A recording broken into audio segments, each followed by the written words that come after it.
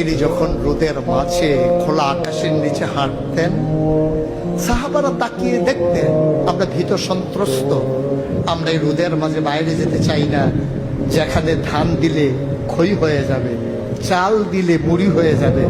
প্রচন্ড গরমের মাঝে তিনি হাঁটেন কেমনে? অবাক বিশ্বে উপরের দিকে তাকিয়ে দেখতেন নবী হেঁটে যায়, আর নবীর মাথার উপরে একটা মেঘের টুকরা ছায়া হয়ে হয়ে পাশে পাশে যায়। এবড়ো থেবড়ো পাথরগুলোর উপর দিয়ে আমার নবী যখন হাঁটতেন, পাথরের কোনা বের হওয়া পাথরে সবাই হাঁটতে ভয় পেতেন, অথচ নবী সেই এবড়ো থেবড়ো পাথরের উপর দিয়ে হেঁটে যেতেন।